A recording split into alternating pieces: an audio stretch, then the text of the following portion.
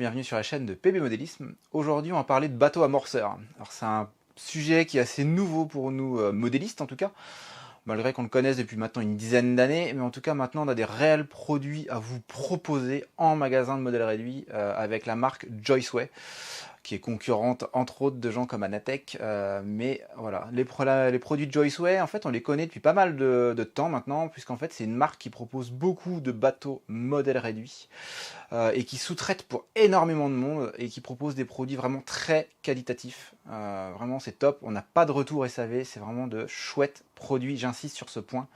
C'est vraiment des produits qui sont au point. Tout d'abord, c'est hyper qualitatif. Vous avez pu remarquer, les coques sont juste magnifiques, splendides. Ça reste des plastiques ABS. C'est pas de la fibre de verre sur ces catégories de bateaux. Ils le maîtrisent pour des bateaux de vitesse, mais c'est pas du tout le sujet. Là, c'est des bateaux pratiques, donc du plastique bien épais, avec des peintures éventuellement fluo pour bien le voir de loin, mais c'est vraiment très très qualitatif.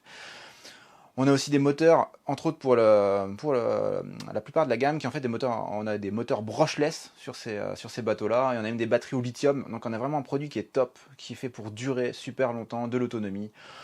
On a vraiment un look qui est hyper design, vraiment hyper sympa. La gamme, elle s'oriente globalement autour de 3 modèles. On a 2 modèles avec du largage de ligne et du largage d'amorce, donc la gamme dite 500 pour 500 grammes d'amorce. On a 2500 pour 2,5 kg, 2500 grammes d'amorce avec des largages de ligne, avec un largage de ligne piloté. Ici, on a un largage de ligne avec un système d'aimant, on va voir ça un peu plus en détail.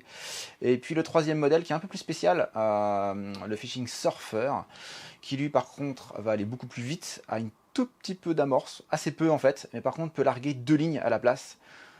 Après, je suis pas pêcheur, donc je vais pas rentrer dans le détail sur la partie pêche, mais visiblement on a un produit qui est peut-être plus adapté pour aller en mer et qui est vraiment très sympa.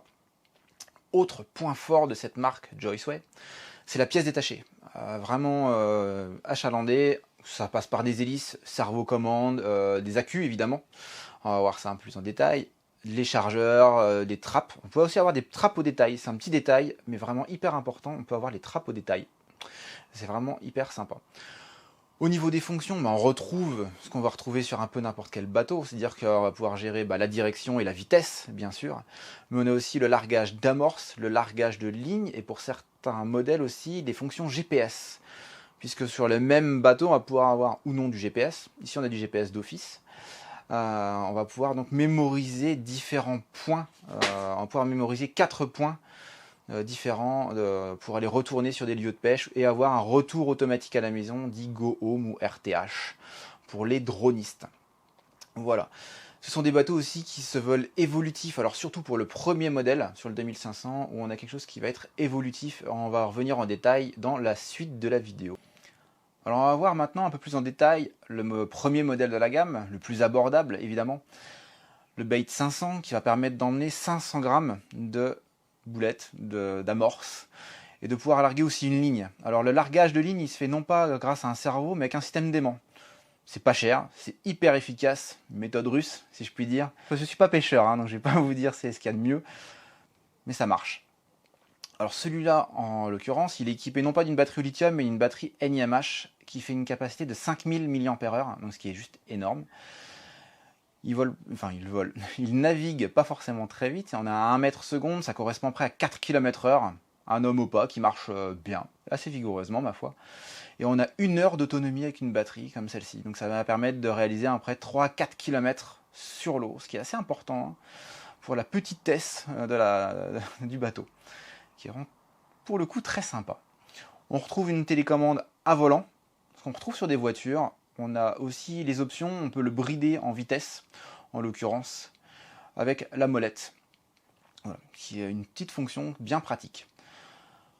On peut aussi rajouter pas mal d'options, puisqu'on peut rajouter un échosondeur et aussi une caméra sous-marine.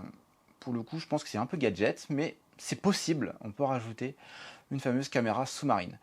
Il y a des options, il y a des supports qui sont prévus à cet effet. Et puis encore une fois, toujours, on a des produits qui sont vraiment très très propres.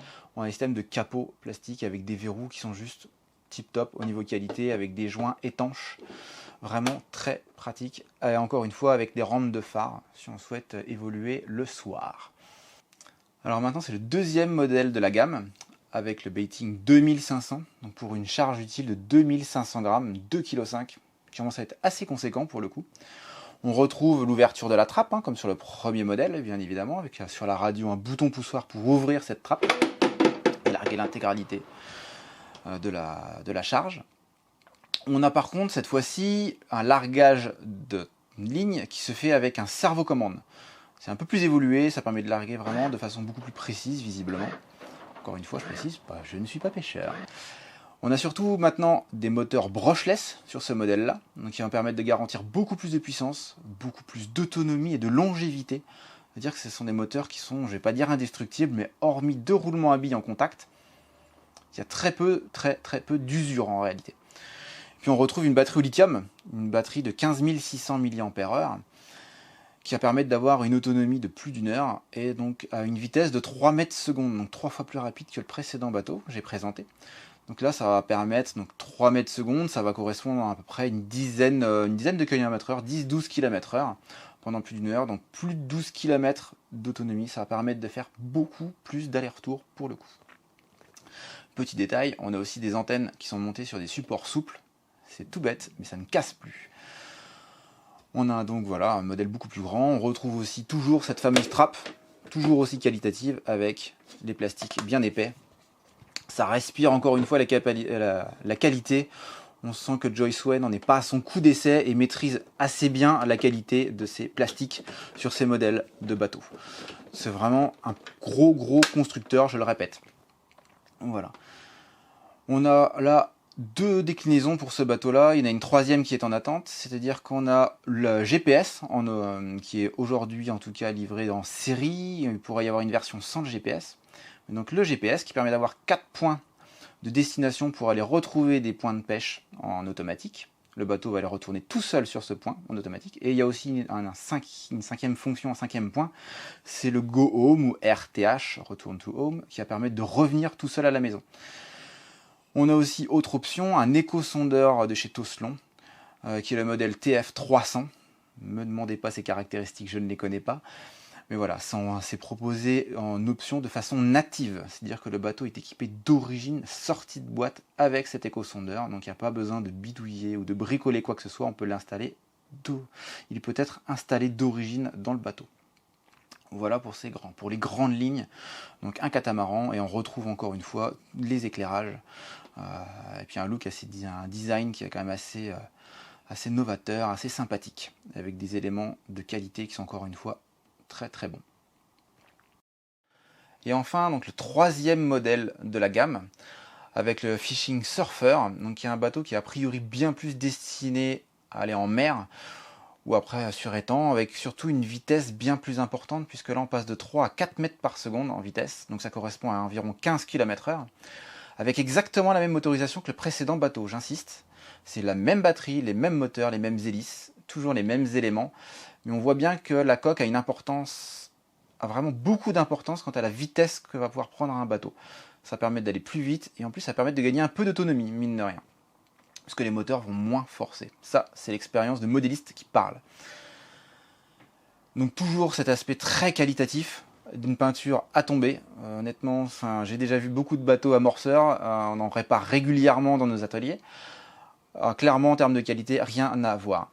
On a aussi une trappe qui s'ouvre, comme d'habitude. Ouverture simple. Avec des éléments qui sont toujours aussi propres, très brillants, enfin vraiment superbe. On va pouvoir mettre donc une batterie de 15 600 mAh, encore une fois. On a des moteurs brushless, et là on a donc 4 mètres par seconde en vitesse. On a non plus un, mais 2 largages de ligne, avec 2 cerveaux, donc un sur l'arrière, un en dessous, et on a aussi la possibilité de larguer de l'amorce en quantité beaucoup plus faible. Pour le coup, j'ai pas le chiffre. C'est pas annoncé, ça correspond 2 poignées, visiblement, tout au plus, en volume, en termes de volume. On retrouve toujours les éléments qu'on retrouve chers à la marque, avec du GPS. Pour le coup, c'est non pas en option, mais c'est d'origine. Les systèmes d'antennes souples. Un éclairage très puissant, et ils annoncent une portée de 500 mètres, donc ce qui est juste énorme, parce qu'à 500 mètres, honnêtement, vous ne le voyez plus. Je demande à voir, mais a priori, c'est effectif. On retrouve donc le fameux système de pilotage par GPS avec les 4 spots de pêche. Et puis encore une fois, la fonction de return to home, go home, de retour à la maison en automatique. Difficile de le perdre pour le coup. On retrouve aussi des éléments qui sont assez sympas en termes de robustesse, donc le système souple, mais on retrouve cet élément en mousse à l'avant et aussi en dessous. Ce système, on l'a découvert en fait sur des voiliers. C'est entre autres cette marque-là qui l'a mis en place sur des voiliers de classe RG65, pardon. Donc c'est des éléments qui permettent d'éviter de tout casser et de ne pas faire mal à quelqu'un si toutefois on lui rentrait dedans. Mais bon. C'est le petit détail, mais qui a vraiment son importance. Ça rend le produit, je ne vais pas dire indestructible, mais vraiment très robuste. On retrouve aussi dans la livrée d'origine un sac de transport et un berre pour pouvoir poser le bateau sur ce fameux support. Un peu plus de détails, donc sur quelques photos.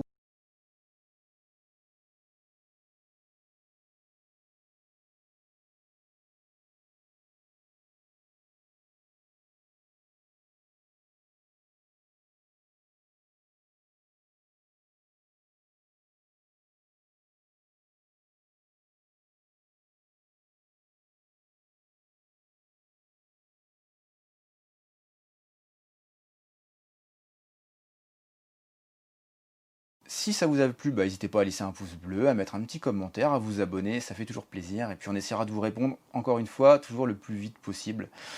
Voilà, on essaye de vous répondre, il n'y a pas de souci.